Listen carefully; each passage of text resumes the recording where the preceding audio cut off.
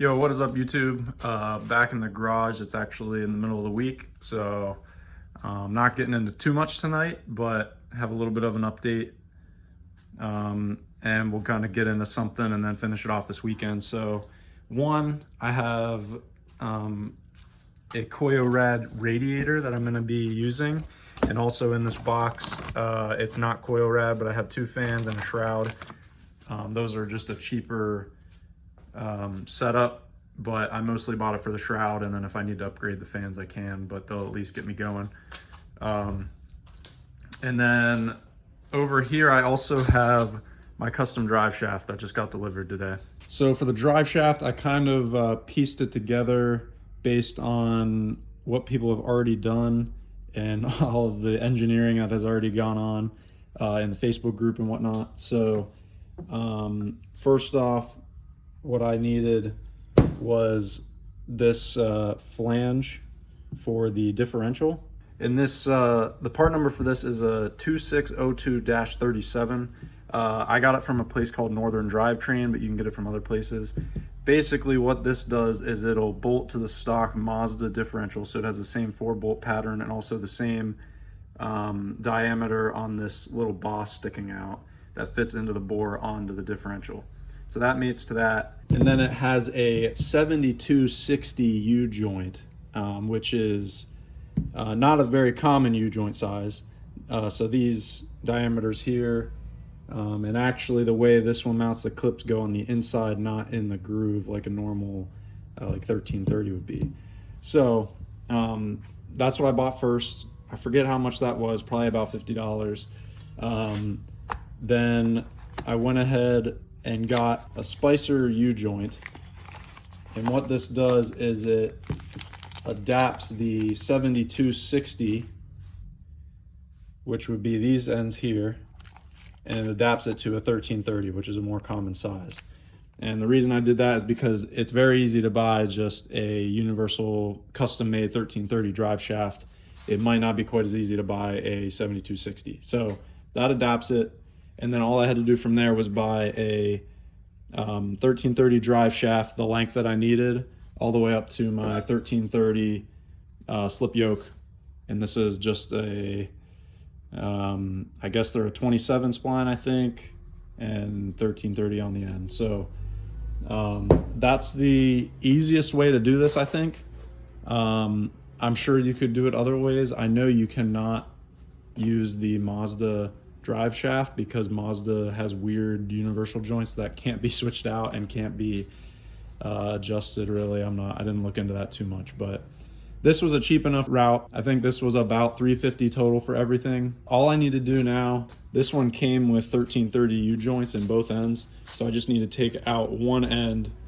That way I can mount my 7260 to 1330 U joint with my flange on that end.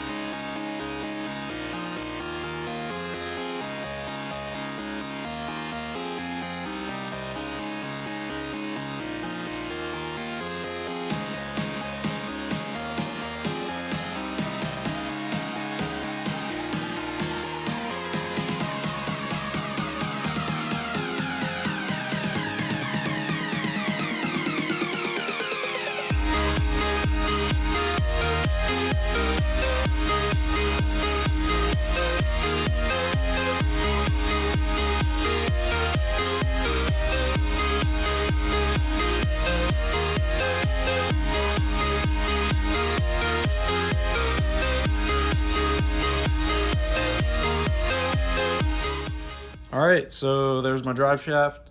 Both ends are in. From what I read, 1330s will hold plenty of power.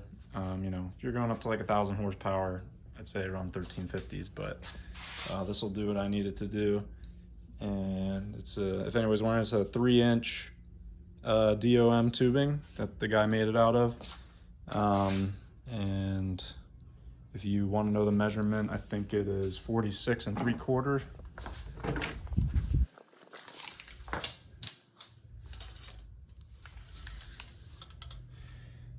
Yeah, about 46 3/4 center to center, depending on where I'm measuring from.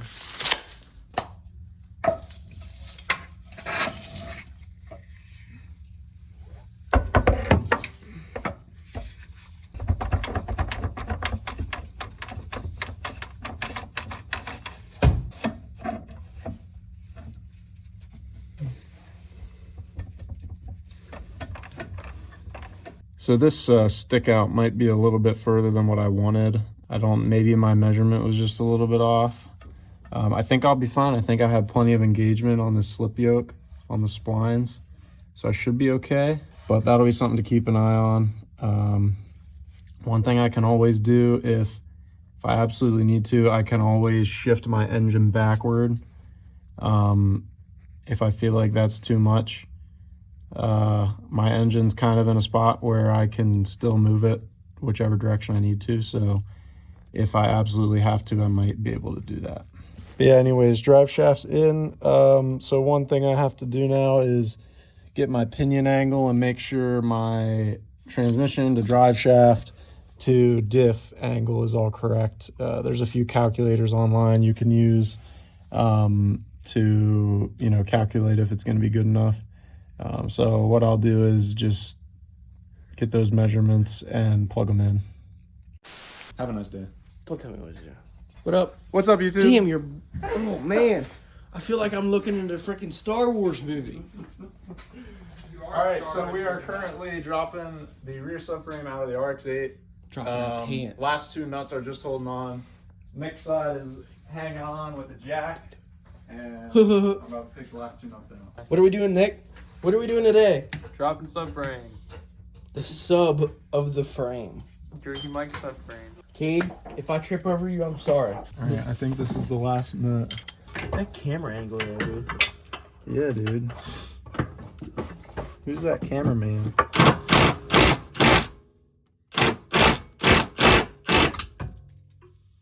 What's that? Oh, I just snapped my zip tie that was holding up my brake. How did that happen? Dude, that's us. And the subframe is out, boys. I didn't mean to do that. I guess my suspension is just Joe. holding it up now. No, dude. Don't. Dude, my scissor that's mint over here. What do you mean your suspension? Well, I'm saying like the this is wait. Oh, it's just because all the arms are like angled up now. Yeah, they're all like... The middle dropped down. What, man? That's a genie. Make a wish. What's a genie? Your scissor jack. Or what's that thing they rub and you make a wish? The lava lamp? Yeah, lava. No. Damn, is that not it? Oh, the it's just the lamp. Yeah. That's It's just like like a the lava lamp. The Genie? No, they're not in lamps. What are you guys talking about? The gravy pot. Yeah, that's what they're in. Is that what it is? A gravy pot? I don't know what they're called. It's a gravy pot. Man, I'm stupid. Are you going down there? No, are you? That's a Morgan Wallen song, by the way, going down. Okay. Going down to the river. Are you going to use a subframe or not? Yeah. So No, the no. point of doing this is I need to reinforce a subframe, and I also need to make a diff mount. So the easiest way to do that is to drop the whole thing out. We got Nick's premium jack over here. I don't know what's holding. Dude, this thing's lit. Yeah, just like a freaking gravy pot, boy. That's what I'm saying. No, you don't need to raise your side. Not fall, but... Alright, there we go. My side's free now. Oh, is it? It doesn't have to pay taxes? It's free? So you can drop yours down the whole way. Oh, Shoot, am I not balanced? I mean, I doubt it. You're on a scissor jack over here. Here, let me... Nick, Okay. what is your take on scissor jacks?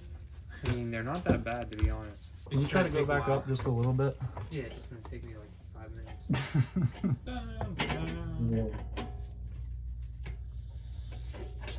There we go.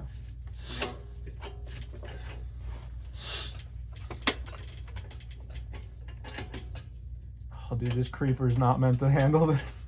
Is it flexing? I don't know. Just, yeah, I think it is a little bit. Oh gosh. Oh. Which way is it falling? It's because it's not completely on this. What should I do? Send air record. Who's that piece of wood? That you do you need one thinner? Maybe. Matt, Matt, shove there, that Matt? under there.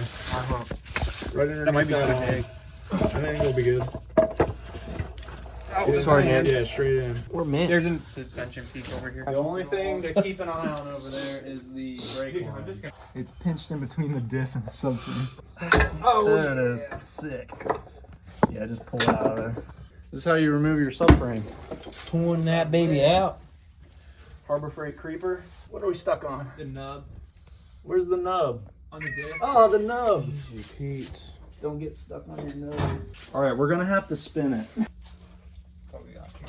I think we should be. Dude, this was too easy. I thought it was gonna be way more difficult to get this thing out of here. Oh, spoke too soon. Hold on. Wait for it. Okay, your car. Got the paint. Oh, not the drift car, not the show car. The show car, drift car, time attack. Dude, this is gonna be a show car. I'm just gonna show up at the track and drift it. All right, guys. I don't know how long this video was, but subframe's out. It was a lot easier than I thought. So I got the drive shaft set up, and then once I got that in and made sure it worked, now that's why I pulled this out so I can get this thing reinforced. So thank you, Nick and Matt, for helping me with that. This thing's looking bare in here. Gonna do some cleanup, sort out some fuel routing maybe while I'm down here. Gotta figure out what all is back here. Ugh. So, good stuff. Thank you guys for watching. Stay tuned for the next video whenever I reinforce this subframe. Yeah, it'll take a little bit of designing and fab, so should be fun though. Thanks for watching. See you guys later.